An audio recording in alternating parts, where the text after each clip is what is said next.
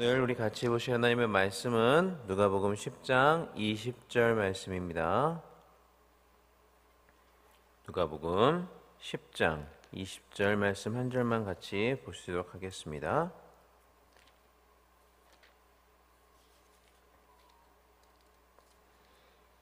신약성경 110페이지에 있습니다. 누가복음 10장 20절 말씀 다 찾으신 줄로 알고 한 목소리를 같이 읽겠습니다.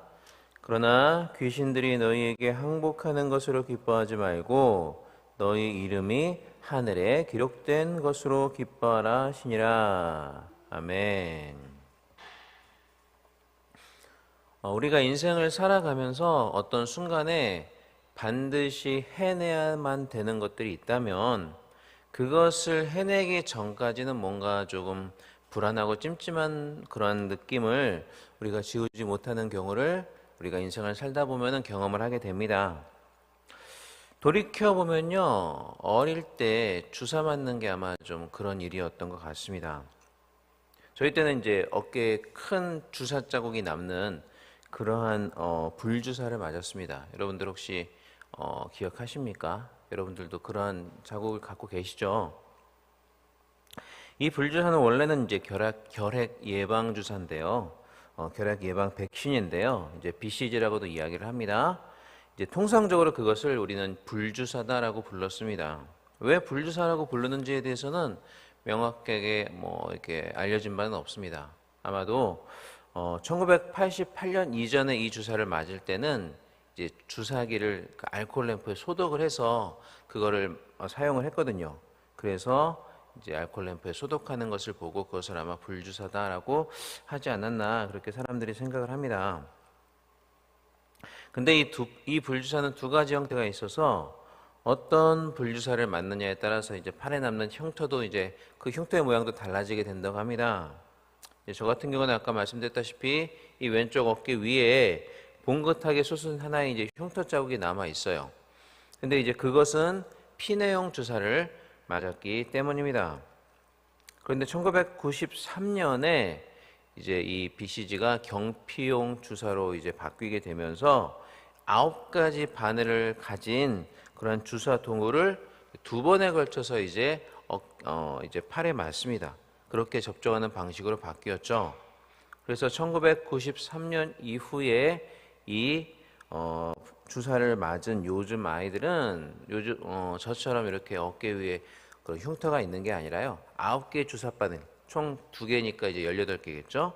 그 18개의 자국을 가지고 있습니다. 그래서 이제 그것을 가지고 얘가 나이가 많으냐 적으냐 그 시대까지도 이제 판별을 할 수가 있다고 하죠. 아무튼 이러한 불주사를 비롯해서 주사 맞는 날은 참으로 공포스러운 날이었습니다.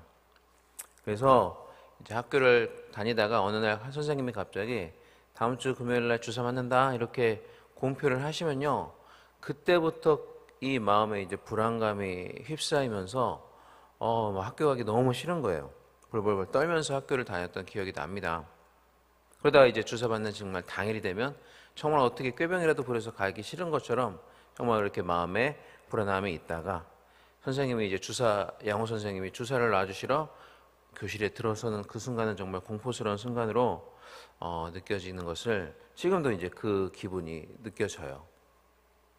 그래서 이제 주사를 맞으면 비록 맞는 순간은 아프지만 그래도 그 순간 이제 맞고 나면은 그때까지 나를 짓누르고 있던 불안과 공포가 싹 사라지면서 이제 모든 문제가 해결이 됩니다. 주사 다음으로 또 그런 경험을 한 적이 있다면 이제 아마 군대 문제였던 것 같습니다. 대한민국 남자라면 반드시 군대에 가야 되기 때문에 군대 가기 전까지는요, 뭔가를 해도 명확하게 내가 뭔가를 해냈다라는 생각이 들지 않고 어차피 군대 가는데 이거 해봐야 무슨 소용 있어 이런 생각이 계속 들었던 것 같아요. 그러다가 이제 군대를 제대하고 나서야 그러한 문제들이 이제 비로소 다 해결이 되면서 그때부터 뭔가 제대로 앞으로 나아갈 수가 있겠더라고요. 그러니까 그 전까지는 군대 문제를 해결하기 전까지는 계속 불안하고 언젠가 이거 해결해야 되는데라는 그러한 뭔가 미뤄둔 그런 느낌들, 찜찜한 느낌들, 그런 느낌들이 가지고 있다가 이제 군대를 제대하니까 그러한 불안한 마음들에서 벗어나서 홀가분하게 살 수가 있게 되었습니다. 뭐 여러분들에게도 비슷한 경험들이 다 있으시리라 생각이 됩니다. 그런데 여러분, 우리 인생에 있어서 무엇보다도 먼저 또한 반드시 해결해야만 하는 그런 중요한 문제가 있다면 그것은 무엇일까요? 그건 뭐니 해도 구원과 영생의 문제이리라 생각을 합니다. 죽음이요. 내가 죽은 다음에 영생의 문제를 내가 해결하지 못했다라고 한다면 이 세상을 아무리 잘 살아간다고 해도 이 세상 가운데서 평안한 가운데 살 수가 없을 것이기 때문입니다. 오늘 내가 죽으면 어떻게 될지 모르는데 지금 이 순간에 살아가고 있는 나의 삶이 평안할 수가 있겠습니까? 절대로 평안할 수가 없겠죠. 그렇기 때문에 이 세상을 살아가면서 진정으로 평안을 느끼기 위해서는 정말 그렇게 하기 위해서 우리에게 필요한 것은 돈도 아니고 명예도 아니고 그 어떤 것도 아니고 우리의 구원과 영생에 대한 문제가, 즉 구원의 확실성이 확실하게 보장이 되어야 우리는 인생을 평안함 가운데 살아갈 수가 있습니다. 자, 그런데요, 우리가 지금까지 살펴본 것처럼 학론파가 말하는 구원론에서는 구원의 확실성, 이러한 구원의 확실성이 절대로 보장이 되지가 않습니다.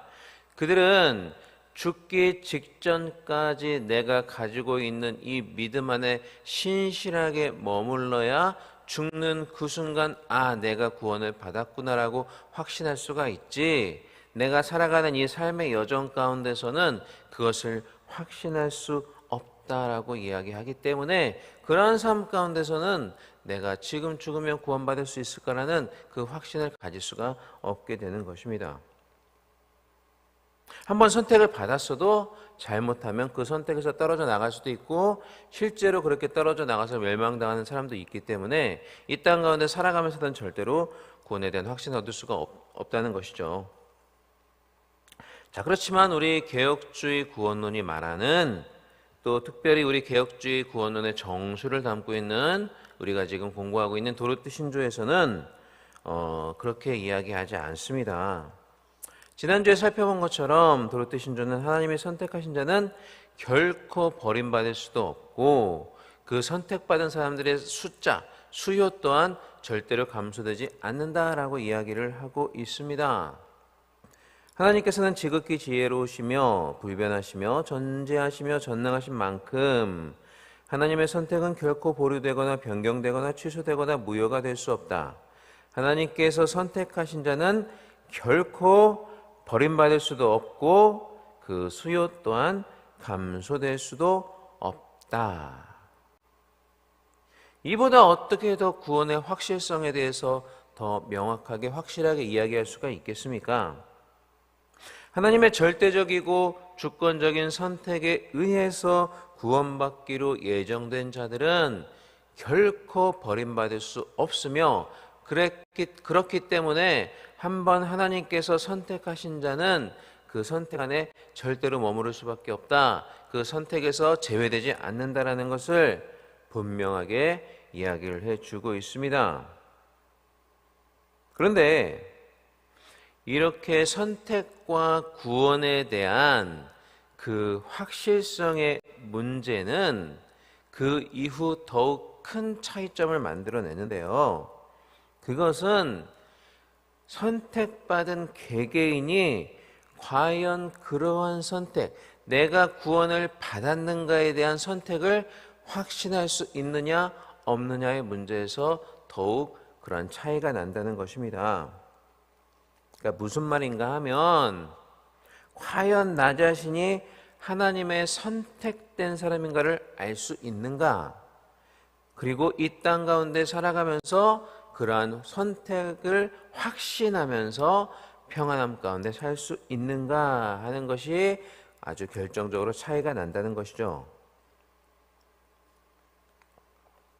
지금까지 도르트 신조의 강해를 들으신 분들이라면 학론파가 말하는 구원론은 그 누구에게도 이러한 선택의 확신을 주지 못한다는 것을 이제는 아실 것입니다. 왜냐하면 아까도 말씀드렸지만 학론파는 구원을 두 단계로 나눠요. 그래서 첫 번째 단계는 주님을 믿는 단계. 그렇지만 여기서는 구원이 완전하게 이루어진 단계가 아니고 이 첫 번째 단계의 선택을 받은 사람이 인생을 살아가는 동안 끝까지 그 선택 안에 머물러서 죽기 직전까지 그 선택에 머물러야 하나님께서 그 순간 두 번째 선택의 완성을 주신다, 구원의 완성을 주신다라는 거죠. 그러니까 죽기 직전이 아니면 아마 죽기 직전도 아마 그렇게 되지 못할 것입니다. 어쨌든 이러한 관점을 가지고 있는 사람은 내가 구원받았다라는 사실을 절대로 확신할 수가 없어요. 그러나 우리는 정말 성경이 말하는 구원을 믿는 우리는 하나님의 선택은 불변하기 때문에 한 번 선택된 자는 반드시 구원받는다는 사실, 즉 선택과 구원에 대해서 불변하는 확신을 가질 수가 있습니다. 그러니까 문제는 과연 내가 그러한 사람이냐, 내가 그 선택된 그 수요에 들어가는 사람인가, 이거를 알 수 있느냐는 건데요. 그러니까 내가 선택된 자라는 사실을 내가 알 수 있다면 지금까지 말씀드린 것처럼 하나님의 선택은 가장 확실하기 때문에 나도 그런 확실한 구원을 이미 얻은 자구나라는 확신을 할 수가 있다는 거죠. 그래서 그 다음 이제 도르트 신조 제1장 12장에서는 어떤 개인이 선택받았음을 확신할 수 있는가에 대해서 이제 이야기를 하고 있습니다. 그리고 구체적으로 이러한 방식으로 선택받은 자들은 자신의 선택을 확신할 수 있게 된다고 이야기를 합니다. 도르트 신조 제1장 12장 제가 읽어보겠습니다.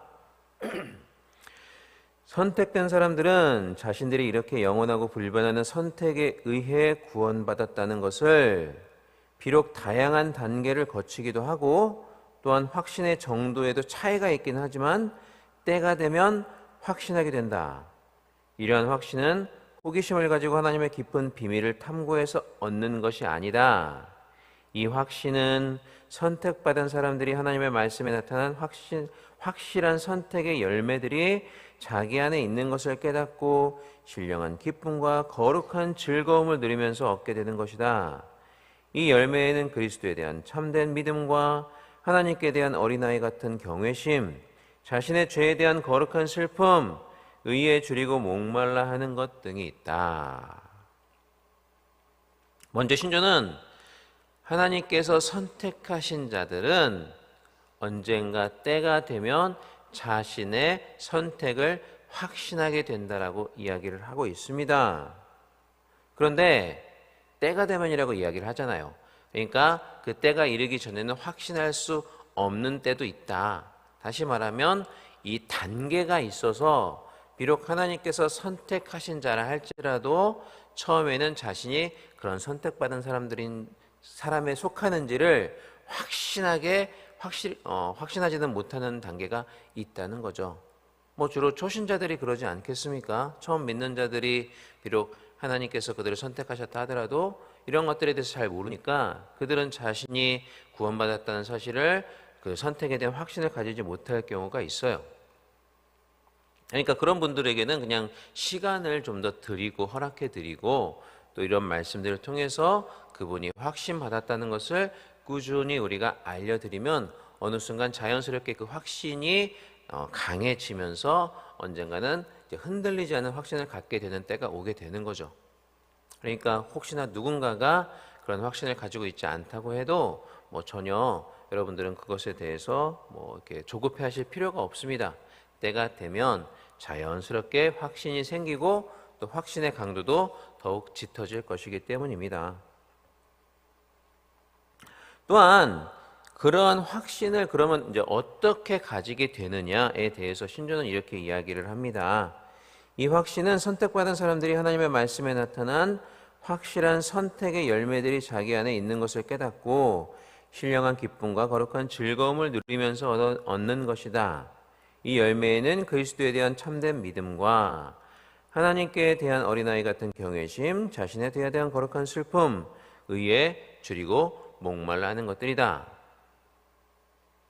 그러니까 내가 선택받았다는 사실은 내 삶 가운데서 나타나는 그 선택의 열매, 내 삶 가운데서 선택의 열매들이 나타나는 것을 보게 되면 그것을 근거로 해서 내가 선택을 받았구나라고 확신할 수가 있게 되는데, 그 선택의 열매가 무엇이냐? 첫 번째는 내가 예수 그리스도를 믿는 그 믿음 자체라는 겁니다. 자, 왜냐하면 성령께서 우리에게 믿음을 선물로 주셔서 그 선물로 받은 믿음으로 인해서가 아니면 우리는 예수님을 나의 구주, 나의 하나님으로 믿을 수가 없기 때문이죠. 그래서 믿음은 믿어지는 것이라고 말씀드리지 않았습니까? 내가 믿고 싶어서 믿는 게 아니라요, 자연스럽게, 그러니까 성령에 의해서 믿음을 선물로 받았기 때문에 그 선물로 받은 믿음에 의해서 자연스럽게 예수님이 믿어지는 겁니다. 그러니까 여러분들이 예수님을 나의 구세주라고 의심 없이 믿는 믿음을 가지고 계신다면, 그거는 성령님께서 여러분들이 선택된 자들이기 때문에 믿음을 선물로 주셔서 지금 그 믿음을 갖고 계신 겁니다. 그러니까 내가 예수님을 믿고 있다, 그 사실만큼 내가 하나님의 선택된 자녀구나라는 것을 확신할 수 있는 더 확실한 표적은 없다는 거죠. 어떤 사람, 선택받지 못하는 사람은 아무리 믿고 싶어도 이 믿음을 가지지 못합니다. 왜냐하면 성령께서 그 믿음을 선물로 주지 않으셨기 때문이죠. 그래서 내가 정말 구원받은, 선택받은 자냐, 이것을 알 수 있는 가장 확실한 방법은 나에게 예수 그리스도를 나의 구세주로 믿는, 믿어지는 그러한 믿음이 있는가, 그것을 우리가 알게 되면 그것을 통해서 나는 확실히 하나님의 선택된 자구나 라는 것을 확신할 수가 있다는 것입니다. 그와 더불어 우리의 삶 가운데 하나님에 대한 경외심, 죄에 대한 슬픔, 의를 추구하는 모습들이 발견이 된다면 그건 역시 내가 선택받았다는 증거가 된다는 겁니다. 왜냐하면 믿음으로 말미암아 중생한 사람이 아니면 그렇게 하나님을 경외할 수 없고, 또 하나님이 싫어하시는 죄를 미워할 수도 없고, 하나님이 기뻐하시는 그런 의를 추구하고 싶은 마음도 들지 않을 것이기 때문이죠. 사랑하는 여러분, 우리 인생에서 가장 최우선적으로 해결해야 될 문제는 우리 구원의 문제입니다. 그런데 예수님이 참된 구세주로 믿어지신다면, 또한 여러분들이 의를 추구하고 죄를 미워하는 삶을 살고 계신다면 여러분은 하나님의 선택받은 백성이십니다. 누구도 빼앗을 수 없는 영생을 이미 소유한 분들이라는 말이죠. 인생의 가장 중요한 문제를 여기 계신 분들은 이미 해결하셨다라는 것입니다. 오늘은 특별히 추수감사 주일입니다. 모든 것이 은혜라고 우리는 이야기를 합니다. 정말 한 해 동안 하나님께서 우리에게 베풀어 주셨던 여러 가지 귀한 일들을 생각을 해보면 오늘도 정말 감사하는 하루로 지내야 할 것입니다. 오늘뿐만 아니라 우리의 주어진 평생을 그렇게 지내야 되겠죠. 그렇지만 그 많은 감사의 조건들이 있지만, 제목들이 있지만, 우리가 가장 감사해야 될 것은, 가장 먼저 감사해야 될 것은 아무 공로 없는 우리를 선택해 주시고 구원의 자녀로 삼아 주셨다는 것, 그리고 이 땅 가운데 살아가면서 그런 구원의 확신을 가지고 정말 평안함 가운데 살아갈 수 있게 해 주셨다라는 그 사실인 것입니다. 오늘 하나님의 은혜에 마음껏 감사하는 귀한 추수감사 주일을 맞이하시되, 특별히 날 구원하신 하나님의 무한하신 은혜에 깊이 감사하는 그런 귀한 하루가 되실 수 있기를 주님의 이름으로 간절히 축원합니다. 기도하겠습니다. 사랑과 은혜가 많으신 하나님 아버지 감사를 드립니다. 오늘도 귀한 주일 맞이하게 하시고 거룩한 추수감사주일을 맞이하여 이렇게 새벽 제단부터 쌓으며 하나님 앞에 하루의 첫 것을 드리는 우리 귀한 성도들을 이 자리에 불러주시고 또 유튜브를 통해서 같이 예배를 드릴 수 있도록 은혜 허락하심에 감사를 드립니다. 또한 귀한 말씀을 통해 우리에게 은혜 주심에 감사드립니다. 이 세상에서 무엇보다 귀하고 가장 먼저 해결해야 될 구원의 문제를 이미 해결해 주신 하나님께 이 시간 감사를 드립니다. 내가 한 것이 아무것도 없는데 전적인 하나님의 은혜로 구원해 주시고 그 구원의 확신 안에서 늘 즐겁고 평안한 행복한 신앙생활을 할 수 있도록 도와주신 은혜 정말로 감사를 드립니다. 오늘 추수감사주일을 맞이하여 다른 모든 것들에 넘치는 감사를 하되 특별히 무엇보다도 절대로 바꿀 수 없는 구원의 선물을 허락해 주신 하나님께 깊이 감사드리는 은혜의 하루가 되게 하여 주시옵소서. 또한 주님, 이 시간 주님 앞에 나올 때 빈손으로 나오지 아니하고 귀한 예물 드린 우리 믿음의 권속들이 있습니다. 여러 가지 감사의 제목으로 감사의 헌금을 드리고 또 정해진 1,000번째 헌금을 주님 앞에 돌려드립니다. 이 예물들 주님께서 기뻐 받아주시고 드린 손길 가운데 천배만배의 축복으로 함께해 주시며 특별히 이 예물들이 쓰이는 곳마다 주님의 온전히 영광만이 드러나게 하여 주옵소서. 감사드리며 이 모든 말씀 우리 주 예수 그리스도의 이름으로 기도하옵나이다. 아멘. 하늘에 계신 우리 아버지여, 이름으로 기억임을 받으시오며 나라의 마옵시며 뜻이 하늘에서 이루어진 것 같이 땅에서도 이루어지이다. 오늘날 우리에게 일용할 양식을 주옵시고 우리가 우리에게 죄 지은 자를 사하여 준 것 같이 우리 죄를 사하여 주옵시고 우리를 시험에 들게 하지 마옵시고 다만 악에서 구하옵소서. 대개 나라와 권세와 영광이 아버지께 영원히 있사옵나이다. 아멘. 이 시간 우리 합심하여 기도하겠습니다. 먼저 여러 가지 제목으로 기도하시되 먼저 담임 목사님과 오늘 귀한 예배를 위해서 기도해 주시기를 바랍니다. 오늘 예배 가운데 우리 담임 목사님께 특별히 성령의 권능을 허락하셔서 준비하신 말씀 능력으로 잘 선포하실 수 있도록 위해서 함께하여 주시고 또 추수감사의 예배로 드려지는 모든 각 처소에 드려지는 예배마다 성령께서 함께하시고 신령과 진정으로 기쁨으로 또 감사로 드려지는 귀한 예배들이 드려질 수 있도록 위해서 기도해 주시기를 바랍니다. 그리고 약속의 말씀과 5가지 기도 제목을 놓고 기도하시고 오늘 우리에게 주신 말씀 붙잡고 간절히 자유롭게 기도하다 돌아가시겠습니다. 이 시간 기도하겠습니다. 사랑과 은혜가 많으신 우리 하나님 아버지, 귀한 은혜와 사랑을 진심으로 감사를 드립니다. 우리를 이 시간에도 불러주시고 하나님의 귀한 전전에서 이렇게 새벽 제단을 쌓으며 하나님께 영광 드릴 수 있도록 은혜를 불러주시며 진심으로 감사를 드립니다. 하나님 아버지, 이 시간 우리가 합심하여 기도하는데 먼저 우리 교회를 위해서 우리 담임 목사님을 위해서 합심하여 기도하기를 원합니다. 오늘 우리 교회에서 드려지는 모든 예배 가운데 추수감사의 모든 예배 가운데 주님께서 함께하여 주시고 주님과 진정으로 드려지는 예배 기쁨과 감사가 넘치는 예배들이 온전히 드려지게 하시며 또한 특별히 말씀 전하신 우리 담임 목사님 주님께서 능력의 장중에 붙드사 준비하신 귀한 말씀을 선포하실 때 성령의 능력이 그 말씀 가운데 함께하여 주시고 정말 우리들이 감사하며 하나님 앞에 엎드러지고 엎드려지며 치유받는 귀한 시간 되시